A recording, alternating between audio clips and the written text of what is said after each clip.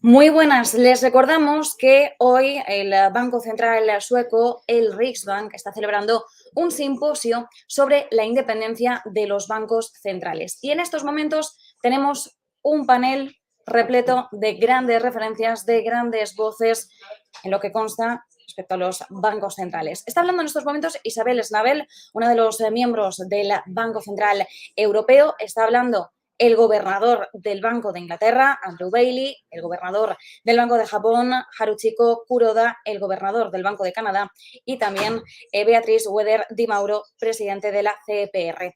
Vamos a escucharles porque en estos momentos estaba hablando Isabel Schnabel, así que les dejamos con este simposio, con esta mesa de expertos, con este panel, como decimos, organizado por el It is wonderful to be part of this international symposium in celebration of our colleague and friend, Stefan Ingvest. And I want to thank the Riksbank for inviting me to be part of this panel. When I talk about climate change as governor of the Bank of Canada, I'm often asked two questions. And the first one is, why isn't the Bank of Canada doing more to fight climate change? And the second question is, why is the Bank of Canada even weighing in on climate change?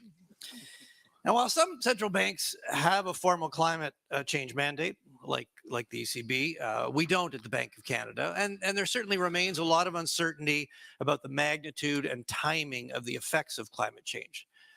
But we do know it's happening, and we do know that the forces have accelerated.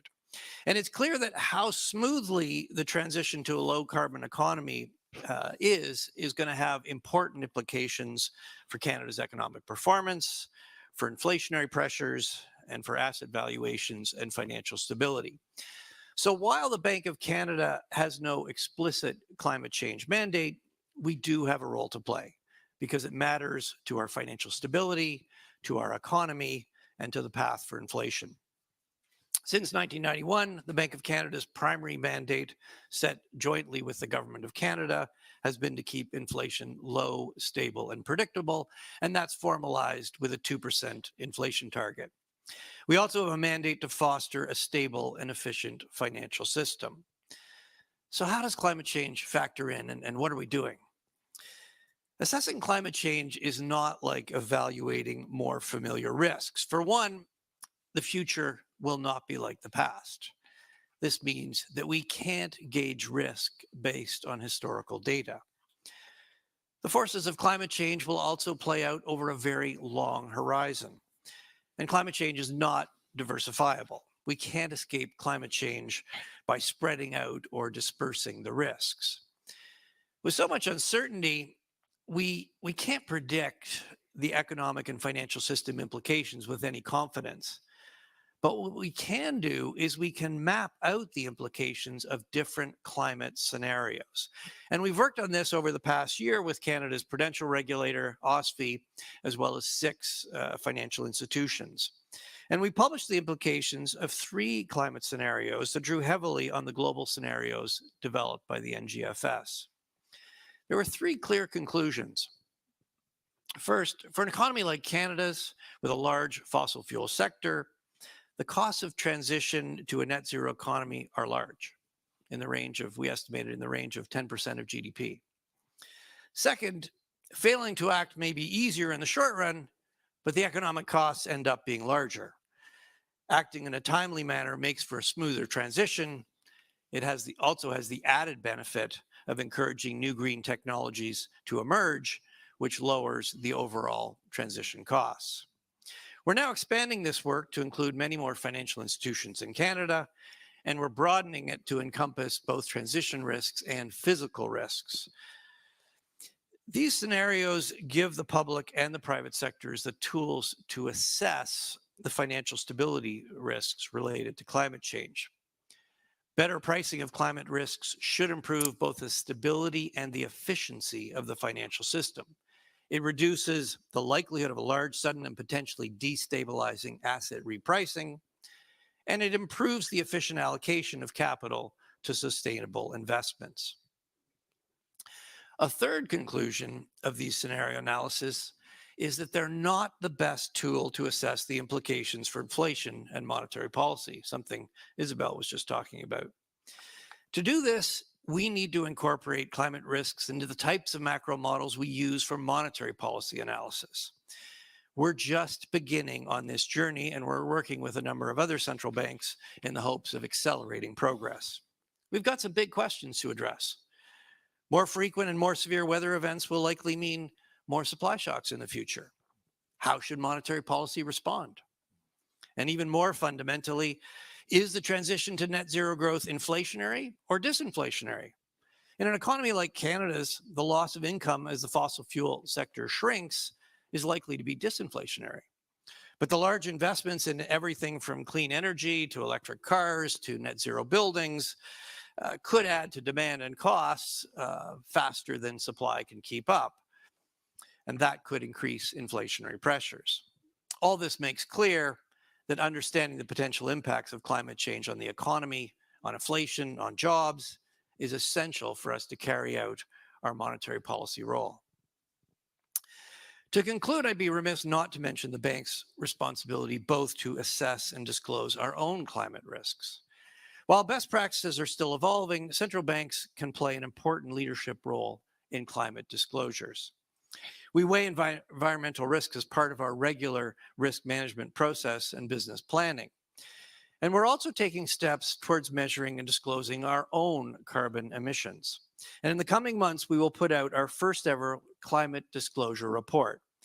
This is part of our accountability to Canadians as an independent central bank. We also hope others will find our analysis useful, and it will provide a catalyst to improve disclosures more broadly. Better climate disclosures will help support a smoother transition, and that in turn will help us achieve our objectives at the Bank of Canada. The more investors, regulators, and Canadians understand climate risks, the more informed their decisions will be, and that will be better for everyone. Let me end with some advice for my fellow central bankers. When we consider how central banks should respond to climate change, perhaps we should ask ourselves, what would Stefan Ingves do? Here's what I've learned from Stefan. First, play the long game. Second, provide the carrot. Make sure doing the right thing is in everyone's best interest. Third, prepare for the best laid plans to go wrong. And finally, don't be an optimist or a pessimist. Be Stefan. Be a realist. Stefan, I've learned so much from you over many years. You've had an enormous impact on every institution you've touched. And most of all, you've influenced the way we all think. And we're going to need all that clear thinking to tackle climate change. I look forward to a robust discussion among the panelists. Thank you. Thanks, Tiff. Beatrice. Thank you very much to the organizers. It's a pleasure to be here and an honor. I have two types of remarks. One is about the question of independence and how to lose your independence. And the second is about how this relates to climate. So when we think about central bank independence and we look at how it has evolved, a newer paper by O'Malley in the economic policy of last year shows that this has been a really very strong evolution. It's actually a step change, mostly happened in the 90s for all of the advanced central banks. And ever since, central banks have been worried about losing it again. So how can you lose your independence? Well, one way would be, of course, not to fulfill the mandate, which in all cases is about inflation. Another way is in getting under somehow kind of under pressure. Financial crises are typical ways of making a central bank worried and rightly so. Fiscal dominance, financial dominance, taking high risks, making too many profits or too little profits, making losses, all of those are concerns for central banks and their independence, and all of them have a certain literature around them. But the one which seems to be relevant here when we're talking about climate is the one that I would call mandate creep, or the suspicion that central banks are doing too much. This is the way I read a recent sort of special article, special report of The Economist of last year, which essentially says, yes, central banks have been trying to solve climate, have been doing emergency responses, they have been getting into social issues, and therefore they are doing too much. This kind of approach, in a way, clearly characterized the first wave and response to the question, how does central banking and how does monetary policy relate to to climate? But the fact that central banks are doing a lot or are influencing a lot is not new and is not surprising. And it's also not surprising that there are interdependencies and trade-offs, and simply denying them does not make them go away. So an interdependence between growth and inflation is clearly there. There is interdependence between interest rates and debt, and therefore between the possibility of crisis. Isabel has just talked about interdependence in interest rates, capital costs, and whatever you want to finance with them, including climate transition. And there is the question of greenflation, brownflation. All of those kind of interdependencies are there, and traders are there, and central banks, you have to deal with them every single day. It's no reason for saying they don't exist.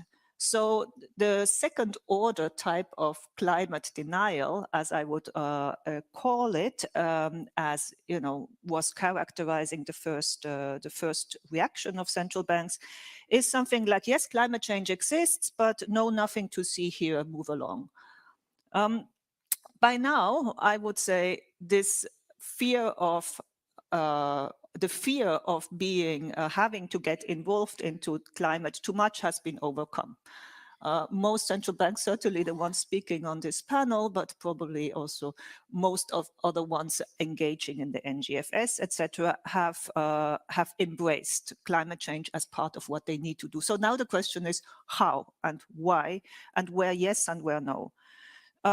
Risk is an obvious one. It's almost a non-brainer for own assets, as well as when central banks are supervisors and they are responsible for the financial stability. Then thinking about quantifying and incorporating climate risks in assets allocation, possibly also capital charges eventually, seems to be almost a non-brainer. Again, the question is how, but you have to do it. More complicated is the question when central banks are market makers. So for instance, for green bonds, there it may be part of a secondary mandate or it may not be. And more complicated, yes, brainers are when central banks are investors in their own assets, should they be going for market neutrality? But then at the same time face the fact that they may be promoting rather than internalizing external effects by having brown biases. And the last one, where is, I think, the macroeconomists' frontier, is an absolute yes-brainer, is as a forecaster, as a predictor, and as a macroeconomist, where are the macro-sized effects of climate change? When we're talking about volatility, it seems clear. It is the frequency of natural disasters. These are all negative supply shocks. I can't see many positive supply shocks coming from climate change. And when they occur all the time, you have to incorporate them somehow. More important, as you were talking about, are the long-run effects on potential growth. How to think about those? There is going to be a lot of sectoral, but also regional shift. The North Sea may become a very, very new center of renewable energy production, and a completely different economy may be emerging around here. But this, on the other hand, may in Europe mean that in the south there is less economic activity. The NGFS scenarios indeed suggest that the long-run effects, again, all being negative, but sizable, depending on how much you, how quickly you adjust. We're talking about -5 to -20% of GDP loss. So it's absolutely first order, cannot be ignored. What about the inflation? What do we know so far? So from my own research in greenflation, what has happened so far in terms of carbon taxes, they have not been inflationary, although they have adjusted relative prices. So there has been not a headline inflation effect, but a relative price effect.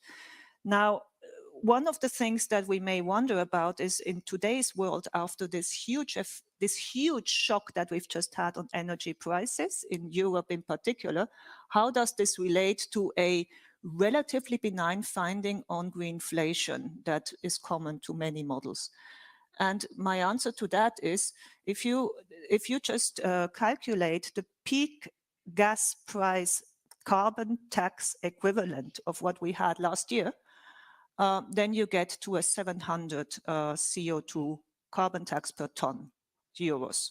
So you see, it's a huge, it's a magnitude larger what we experienced last year in Europe. And for electricity, by the way, the carbon tax equivalent would be 1,800 euros, more or less.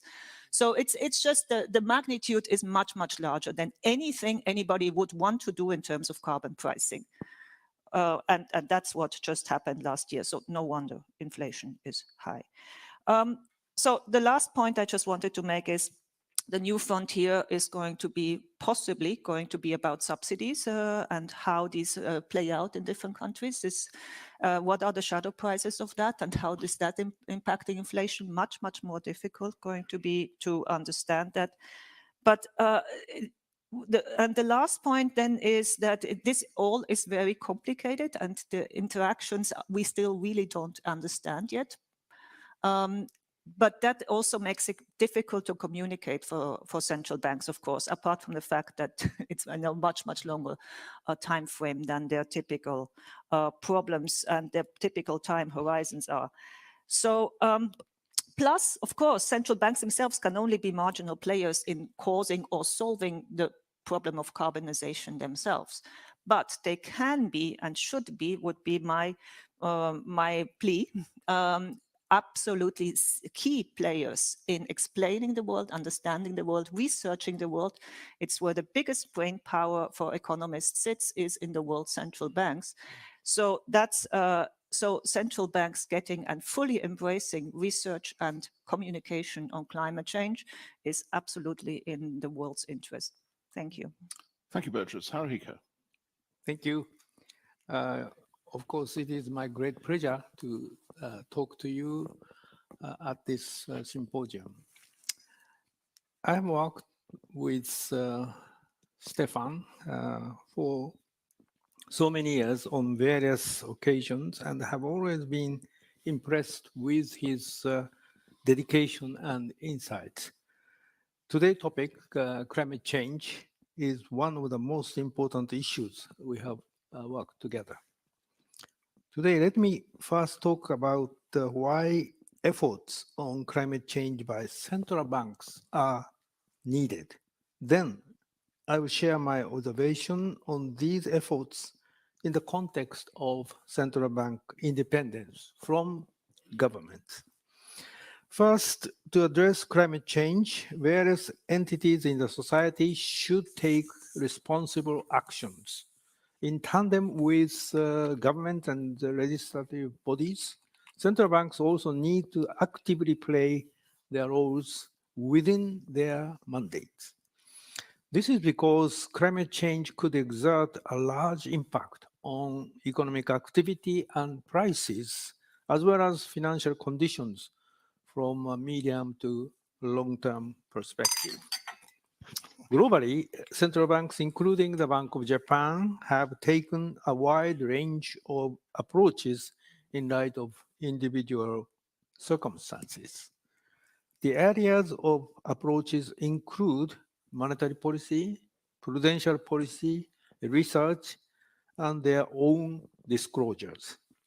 With their respective approaches, central banks can be a role model for society and also serve as catalyst to support efforts by others with regard to the challenge of climate change.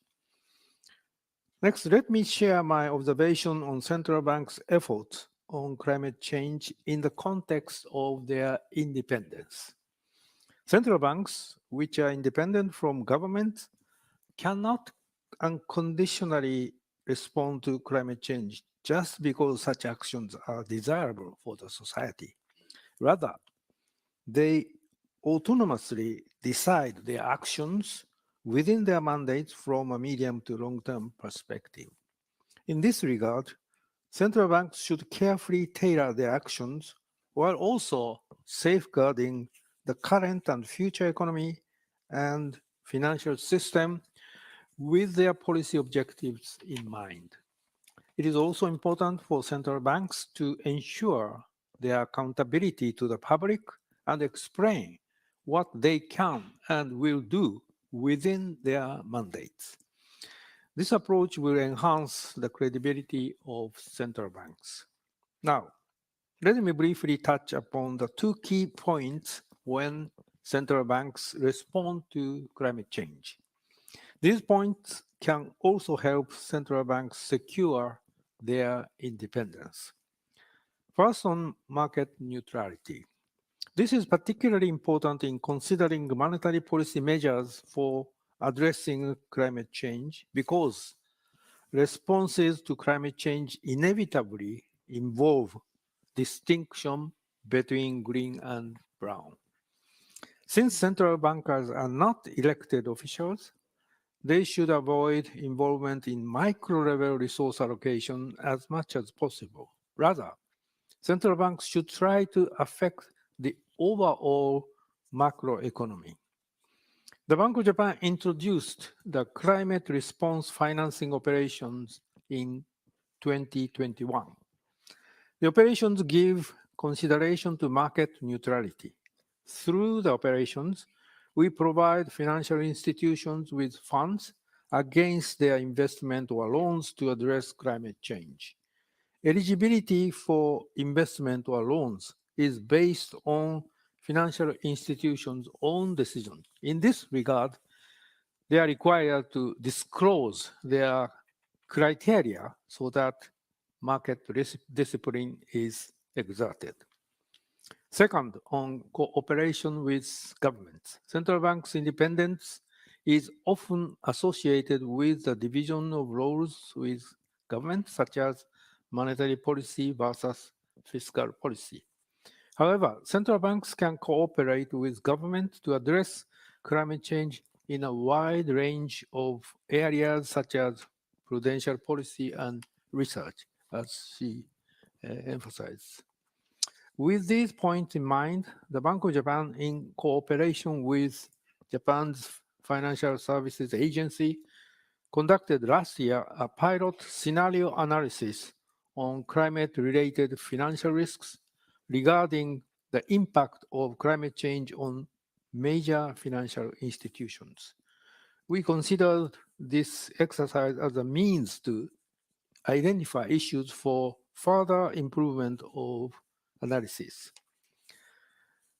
To conclude my remarks, in the face of the common global challenge of climate change, it is important that central banks actively take actions and dynamically and flexibly make adjustments by working with and learning from other central banks, regulators, and academia. In doing so, central banks should carefully consider their actions within their mandate in light of individual circumstances. Such approach, I think, will enhance their credibility. Thank you. Thank you, Haruhiko. So I'm going to ask the first question, but please be ready with questions after that because we want to have a broad discussion around the room. And thank you to colleagues. My question is this. Beatrice referred to, drawing on the Economist, mandate creep. Now, when I look at that, and I put that particularly into the Bank of England's context, our monetary policy objective as set out in legislation is price stability and subject to that. And subject to that then refers to other public policy objectives that the government has. And the Chancellor of the Exchequer writes to me from time to time and tells me what those are. Now, although I should have done, I apologize, I haven't done the precise science on how long those letters have been over time. My judgment would be that they've got longer. and they've got more complicated. Perhaps this is just me getting old and complaining. I think Mervyn King used to get simpler letters. Now, Isabel set out a very good example of this in a sense, which is consistent with a price stability objective. If you're holding a portfolio of assets as we are, then isn't it reasonable to say we should do what we can to make those portfolios consistent with climate change objectives? That's the sort of thing. The question I want to ask is, in terms of our key role in conveying our primary mandate, the transparency of it and the conveying of it, which is after all a tool in and of itself for us in terms of price stability, also financial stability. Do colleagues think that these longer remits are complicating our ability to communicate our primary objective?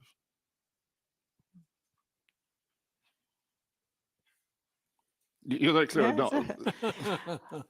I think central banks will need to develop different types of communication for the different, certainly for climate change, because it is already something that has a much, much longer horizon to start with. I do agree communication is always difficult, and especially when you're doing something which is not popular. And therefore saying, we concentrate all our firepower on communicating very strongly what is our primary mandate.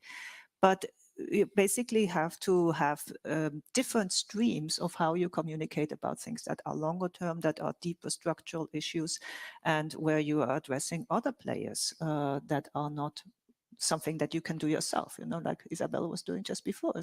Governments, you need to, but that's not new. Central banks have always been telling governments what to do, right? Officially, Isabel. So I think we have to be very clear in our communication, in the sense that in our case, there's a clear hierarchy of objectives. The primary objective is price stability, and we will do what is needed to achieve that goal. And of course, the problem is that this goal is by itself affected by climate change, and in our pursuit of price stability, we have to take it into account.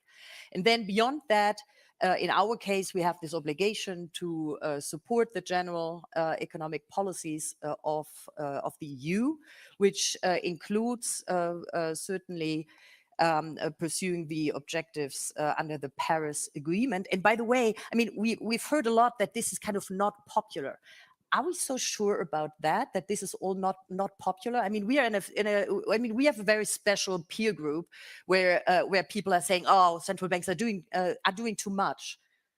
But there are also, quite a few people who think we are not doing enough. That should also, so when it comes to being popular, which is not our job, of course, it's not so clear that everybody is of the view that we are actually doing too much.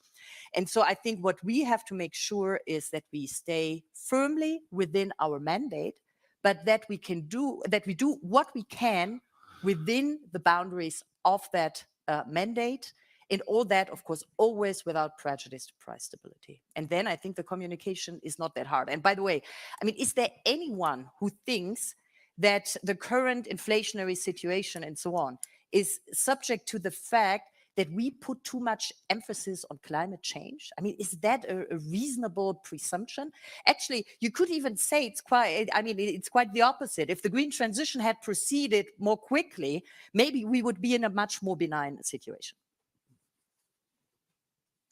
I don't know. Yeah, I don't have a great deal to add. I think, as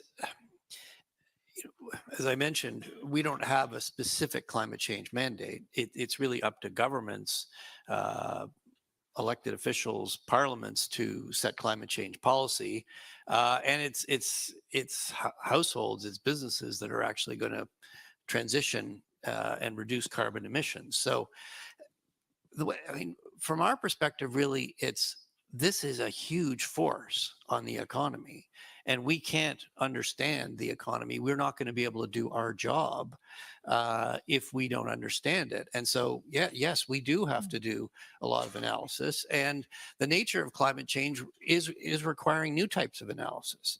Typically we assess risks by looking at probability of default, loss given default on historical data. Well, that's not going to help you here because the future is not going to look like the past. And then, macro models, we need to start building in the features that we're going to need to do this analysis. And I think one thing that we've learned over the last year in 2022 is that the types of analysis we're doing in these scenarios, they're difficult enough, but they're probably too optimistic because they effectively assume perfect foresight. The investments in renewables come online just as the fossil fuels are being depreciated. Well, what we've seen over the last year is that there's no guarantee that new cleaner sources are going to arrive just when we need them. And so there could be more volatility in our economy, and that's going to matter for monetary policy. So yes, we have to stick to our mandates, but we have to talk about the things that are affecting them.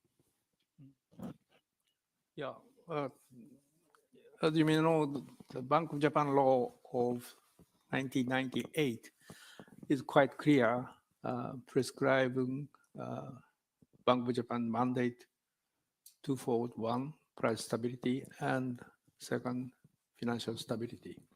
At the same time, the Bank of Japan law prescribes that since monetary policy is one of the most important macroeconomic policies, so that Bank of Japan should cooperate with the government as necessary and when necessary. And I think the government has already specified climate change policies quite clear, not just committing to Kyoto Protocol or Paris Protocol or whatever. They made quite clear objectives of climate change response. And we can see the government objectives in relation with climate change response. So although we have no specific mandate for climate change, but I think within our mandate of price stability and financial stability, and also need to coordinate macroeconomic policies with the government. I think the current policy stance in relation with climate change taken by the Bank of Japan is not criticized or what you say, being doubted by the general public as well as politicians. So I think at this stage, what Bank of Japan is doing in relation with climate change, I think is generally accepted by the general public.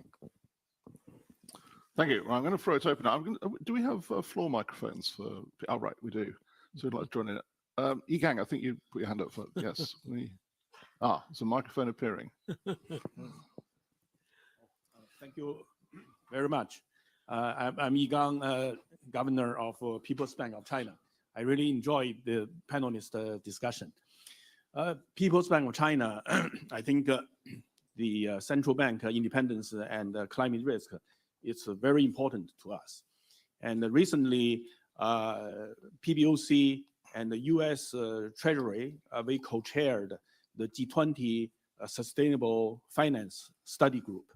So we lay out a roadmap that have the priorities that the G20 financial track should do in the recent future.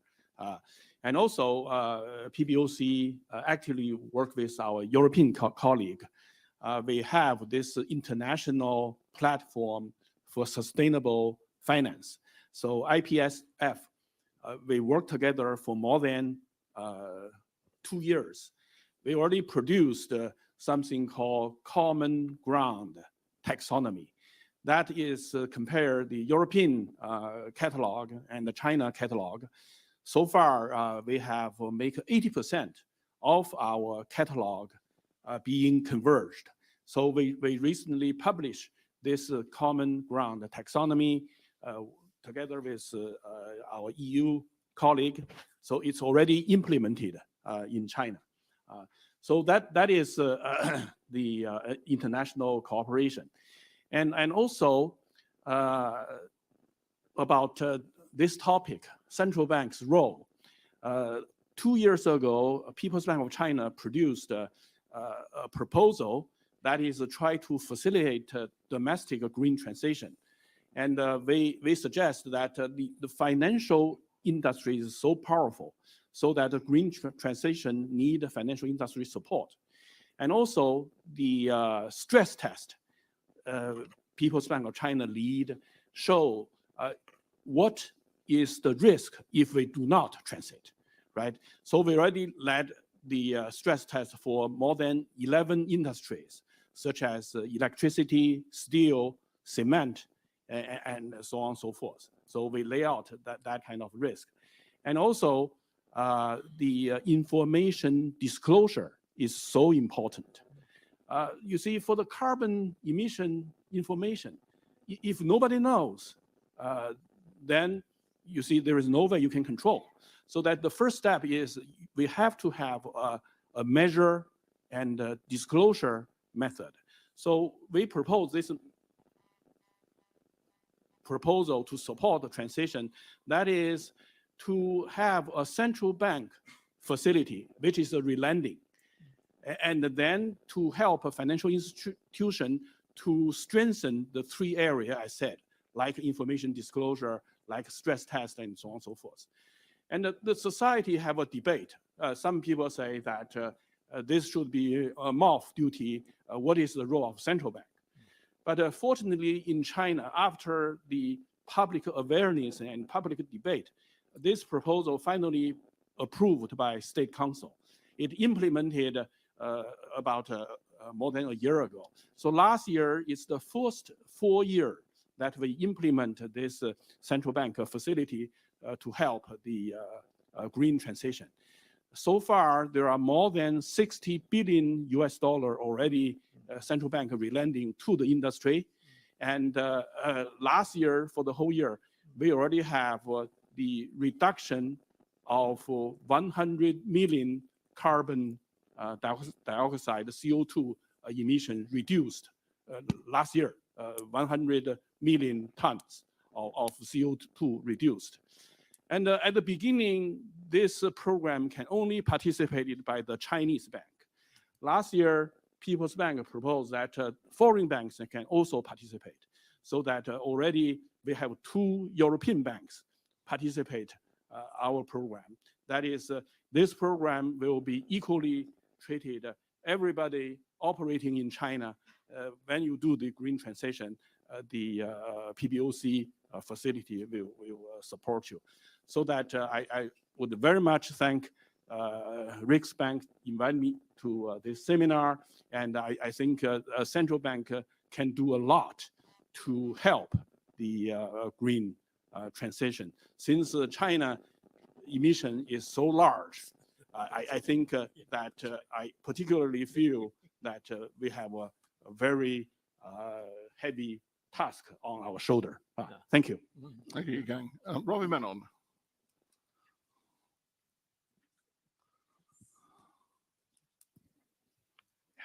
Thank you, Andrew. Ravi Menon, Monetary Authority of Singapore, and also from the Network for Greening the Financial System.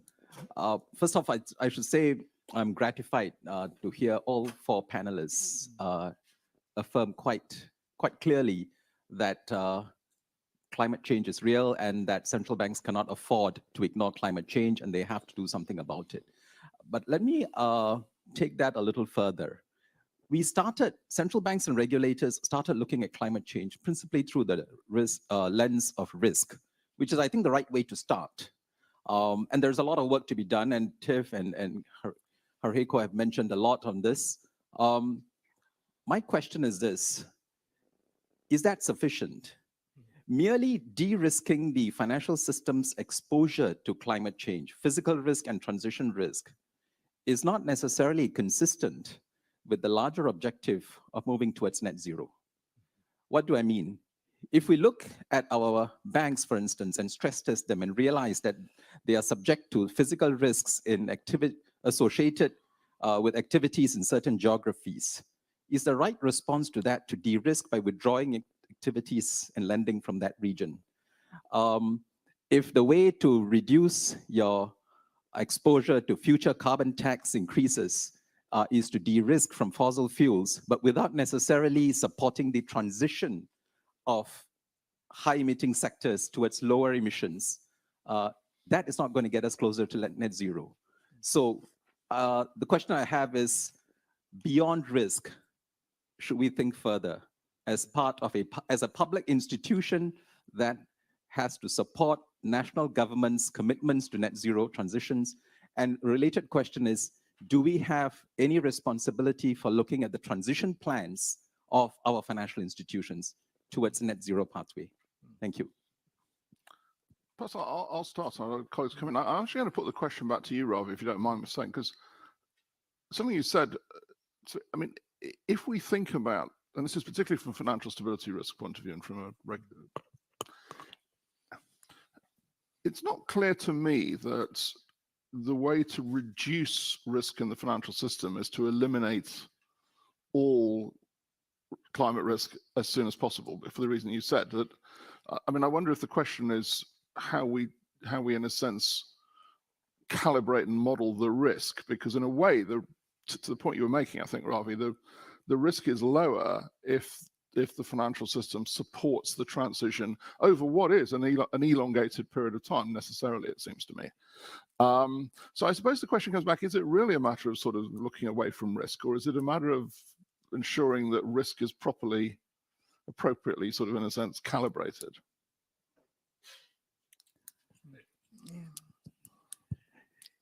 It depends on how expansive a view of risk we take. If we take a short-term, narrow perspective of risk, it could lead to unintended outcomes. But if, as Andrew says, you take an expansive view of risk, you could use the risk lens to drive that change. But today, I'm not sure our current tools allow us to do that. Yeah. You take cement or steel.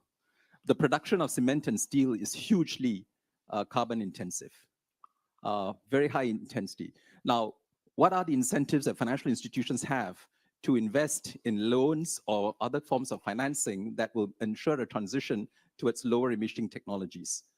It's not clear to me at this point the tools and mechanisms we have for looking at it through the lens of risk will necessarily achieve that. That's my point. But I'm not saying that it can't be, but I think we need to get a lot more imaginative and creative if we want to make sure that what we do is consistent with the global objective of getting to net zero by 2050. Thanks.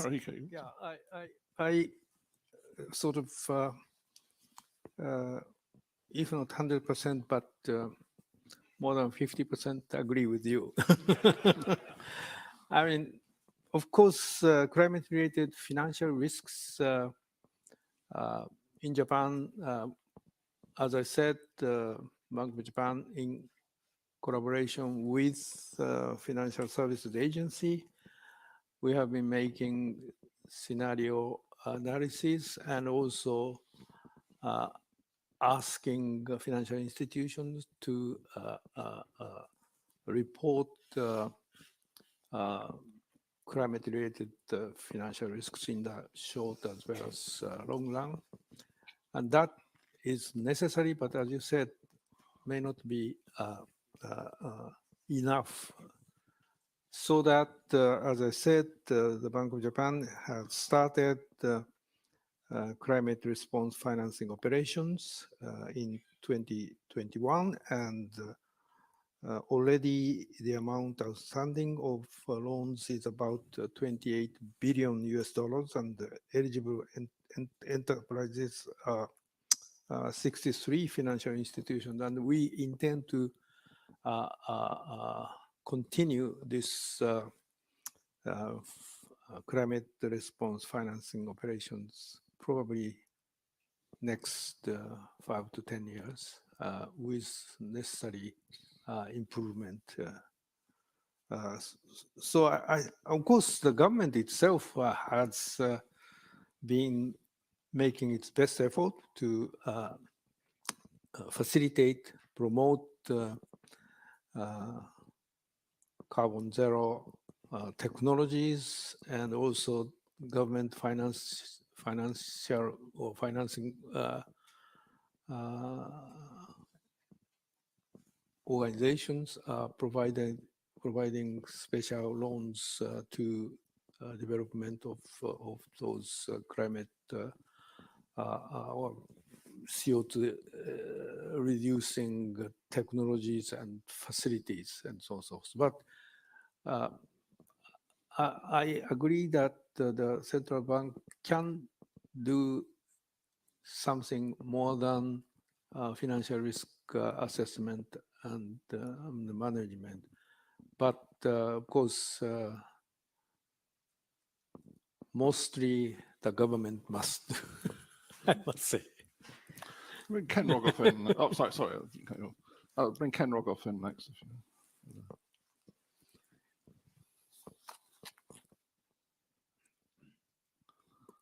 Well, part of my comment was made in the very last thing Governor Kuroda said. I think one of the things that's a little tricky here is when your regulation policies implementing a clear political consensus, then that makes perfect sense. But for central bank independence, if you get ahead of that and take a political role, it could be broadly more dangerous. Let me pick a slightly mischievous question, but I think just as an intellectual one. One might argue that Europe, because of its fragmented governments, has been undersupplying security and underspending on national defense. And I would say the recent events in Russia and the Ukraine, I think many people take to illustrate that. If European governments, decide they want to do more, would you view it as the role of the European Central Bank to channel funding towards defense industries? Where does the mission creep stop? That if you're talking about financial stability, you're talking about price stability, you're talking about security, the problems become much more acute. And so I'm all in favor of climate change, but where do you draw the line? Isabel, I feel that question is coming straight to you. Question to me, right? And of course, I've heard similar comments before, including from people in the room. I don't look at them. There's always, of course, a fine line. But let me tell you why I think what you described is very different from what we are talking about here when it comes to climate. I mean, so central banks clearly play a very important role in financial markets. And what we're seeing at the moment is that in response to the challenges from climate change, we see that there is a fundamental transformation of the financial markets in response to the challenges from climate change. And that is something which I think is much closer to our business than security issues or, I don't know, you could talk about education, whatever. But this is really, so it's clear the financial system has to play a fundamental role in managing the transition. We play a crucial role in this financial system, and therefore I think it's natural that this is the place where we seriously think about it. And so this is why I would think it's a different issue. But I fully understand your point, and also don't get me wrong. I take this concern about mission creep very seriously, and therefore I think we have to be very careful that we stay firmly within our mandate. And as you also said, I mean, we have to make sure that we are not getting ahead of governments. But I mean, in our case, there is clearly, I mean, the Paris Agreement is something that, or the objectives of the Paris Agreement is something that the European governments have committed to.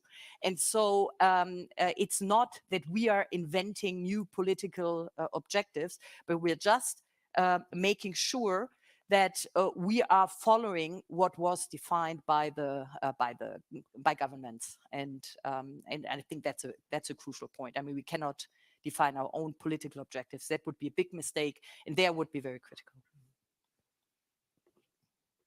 Do you want to go, Beatrice? I actually wanted to react to Ravi's challenge and question on whether basically by pricing risk, whether we are getting to net zero. That's one way of as a planet, because that's ultimately what we are aiming for, right? And one could argue that this whole risk strategy is a one way of pricing carbon, and therefore central banks and supervisors more are in a way so contributing to pricing carbon across the world through the financial system.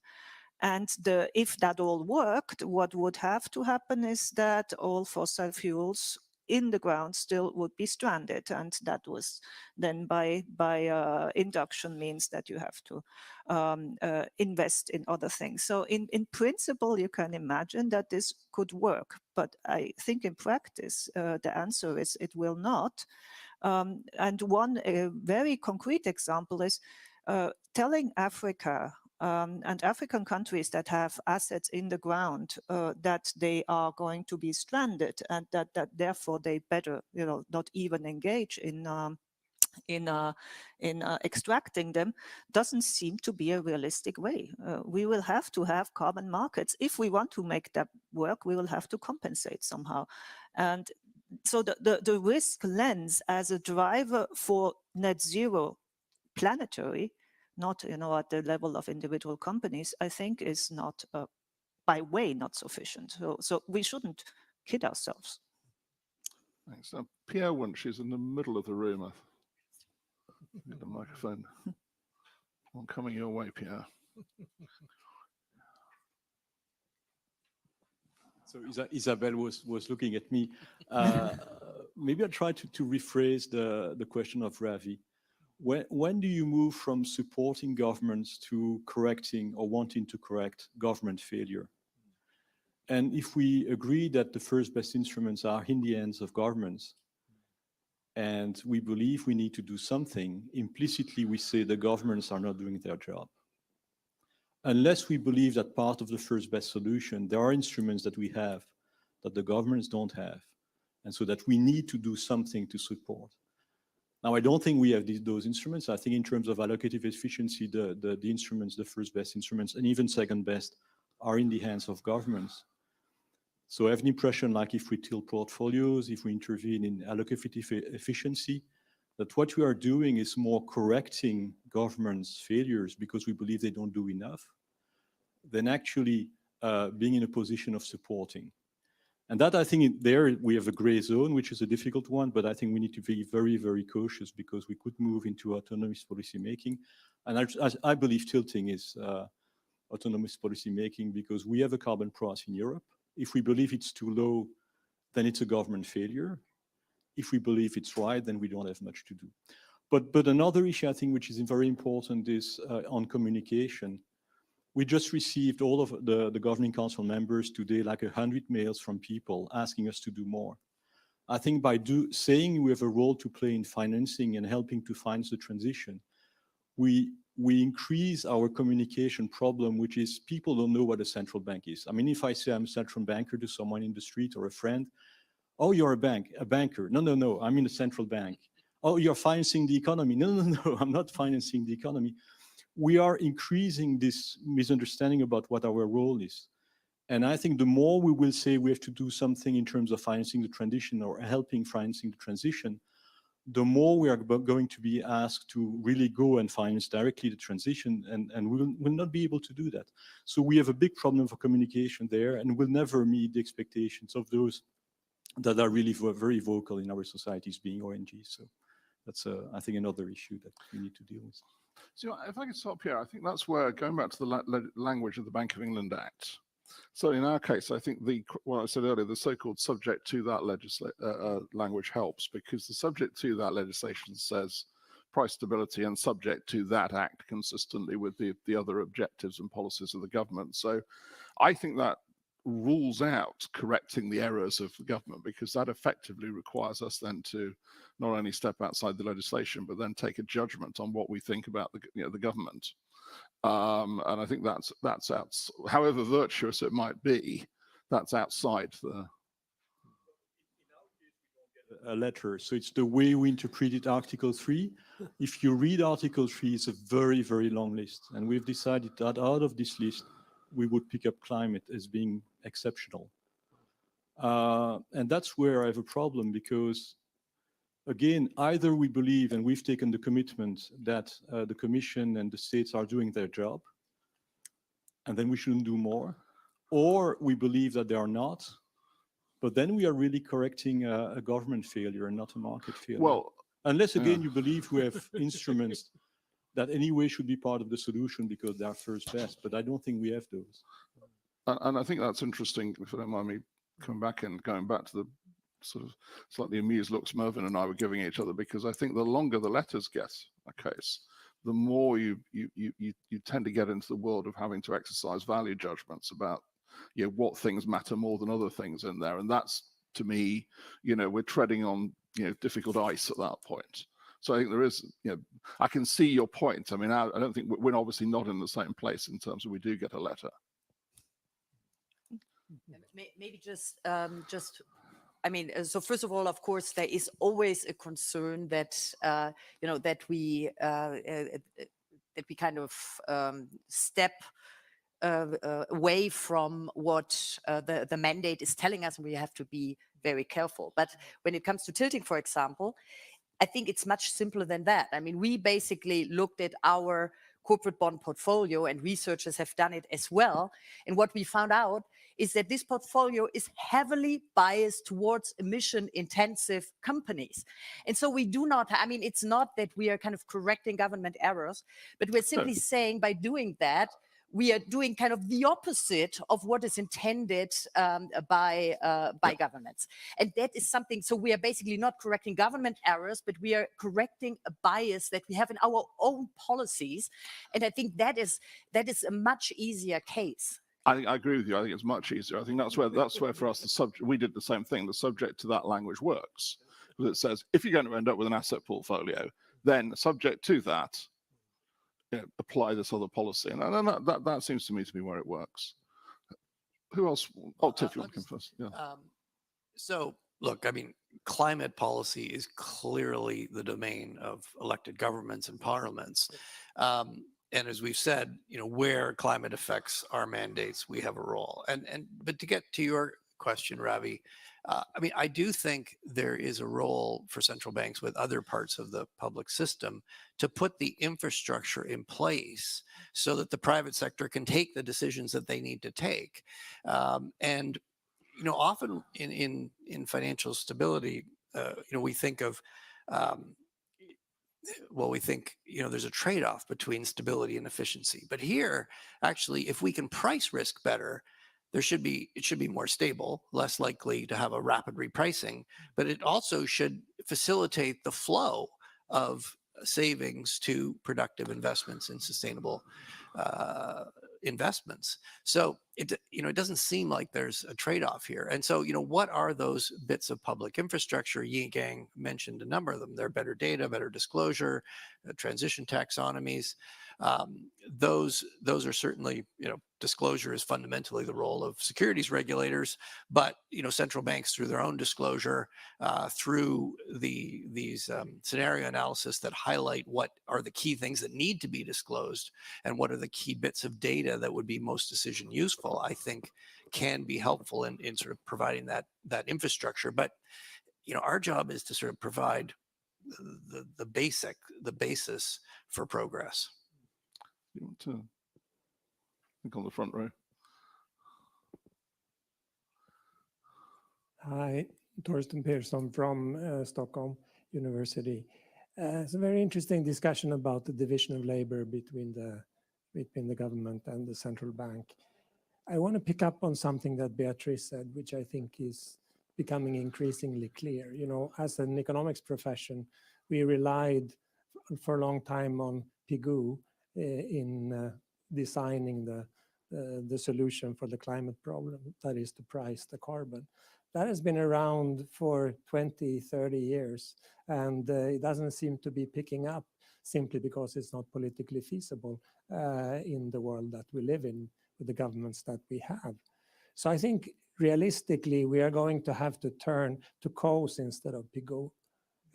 And that's a way to understand what Beatrice said, paying countries that have carbon in the ground to keep it in the ground rather than selling it for their own benefits. And if that's the realistic future of intervention that is going to make progress on the climate problem, then central banks will have a technical role in supporting that type of financing with all the expertise they have in international payments and what have you, and can provide perhaps a backbone for such facilities. I think it's more productive to think in those terms than in terms of the carbon pricing.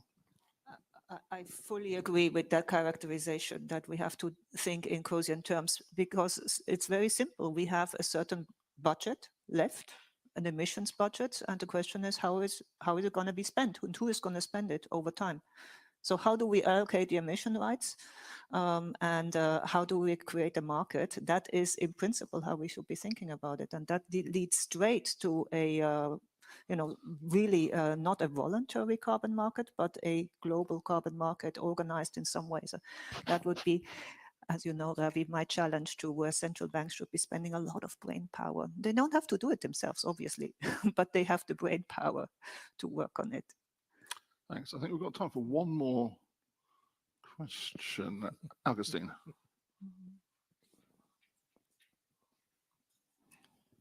Excellent panel.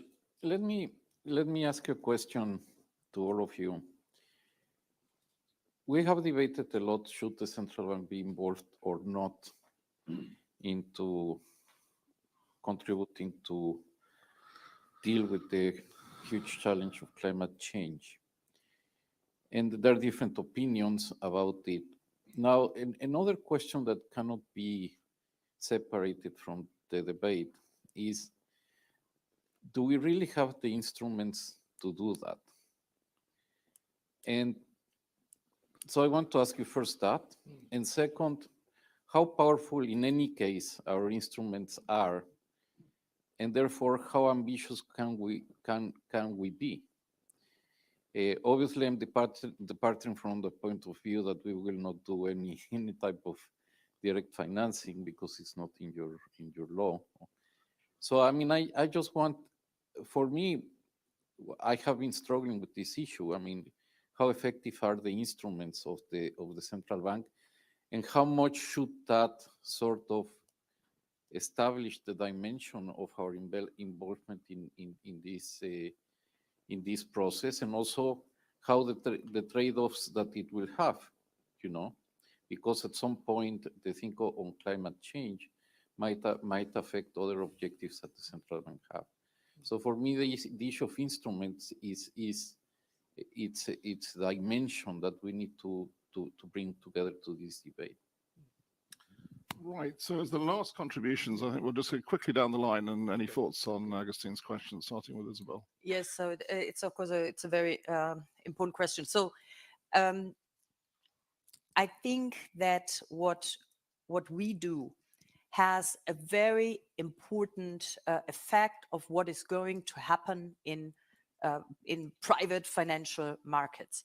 So if we are kind of adjusting, let's say, our collateral framework, then you may say that this, I mean, the actual impact of that is relatively small, but it kind of may nevertheless help to coordinate actions in the private financial sector to move in a certain direction. And therefore, I mean, everybody in the financial system, of course, looks very carefully at what we are doing. And even if, I mean, the actual impact of what we do is relatively small, I think it has overall, it can help the transformation of the financial system. And then in addition, of course, what Beatrice mentioned, this whole thought leadership is, of course, also incredibly important. And they are also say, I mean, I would say that's also one of it's an important instrument that we have in intellectual power. Tiff. Well, look, we're clearly not the major players here. The tools we have are well designed for the primary mandates we have, and we use those tools to pursue our primary mandates. And as climate change affects those, we will adjust. I think the question from there is, are there places where we can sort of foster the infrastructure that's needed to drive better decisions more broadly? And I think that, we need to be careful there, but I think there is some role to play there. Beatrice. No, central banks are not the major players. No, they cannot solve the problem, and their contribution will have to remain small. They cannot internalize this huge externality. And if the measure is, do we want to stay within the carbon budget, which, by the way, the numbers I always use from the IPCC, 300 gigatons left, 40 we are spending per year at least. So there isn't much left. Can central banks do sort of, make us stay within the budget? No. But what they can do is they can put a lot of their intellectual power. And again, there is no place in the world as it combines central banks to actually not only study and understand, but also suggest solutions for this problem. They don't have to do it themselves, but they have the most powerful instrument, in my view. Haruhiko. Yeah, I think in two ways. One, of course, climate-related financial risk analysis and so on and so forth, and also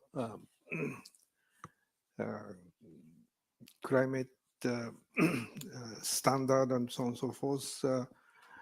Here, I think central bank can cooperate with financial regulators.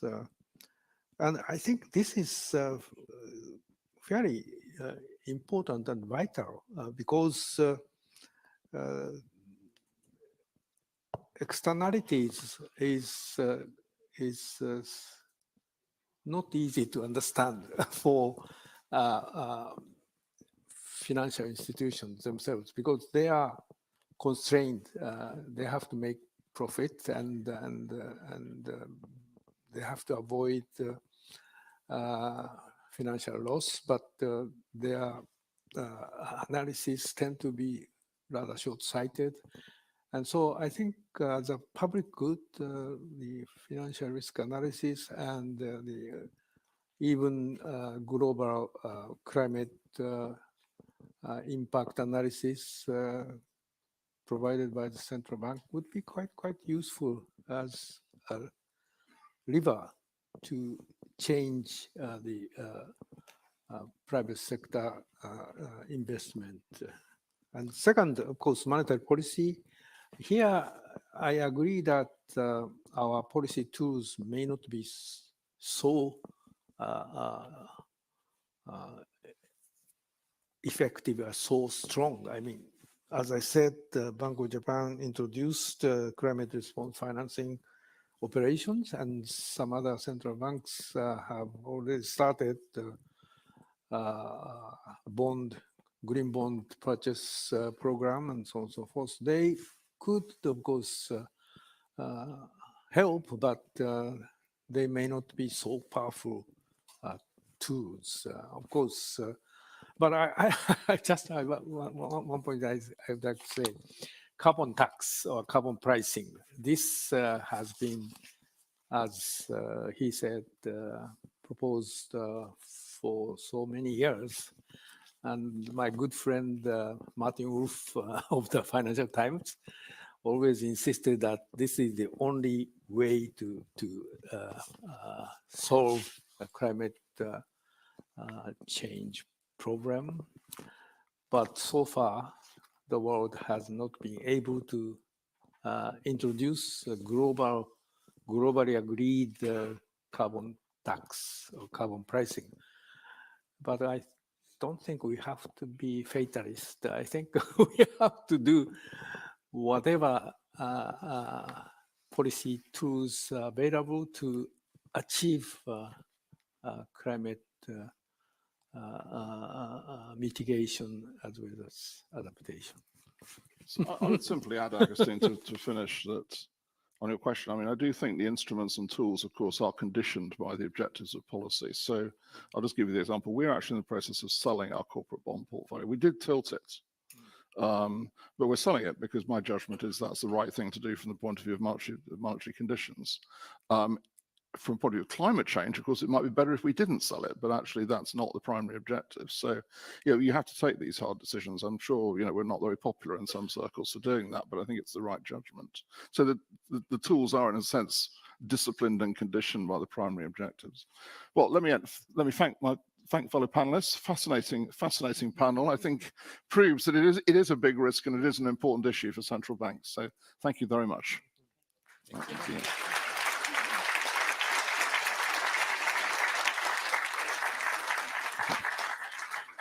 Okay, and that concludes the first panel of the day. And now it's time for lunch, which will be served outside here. It's about an hour, and we will reconvene at 1:35 sharp. Thank you.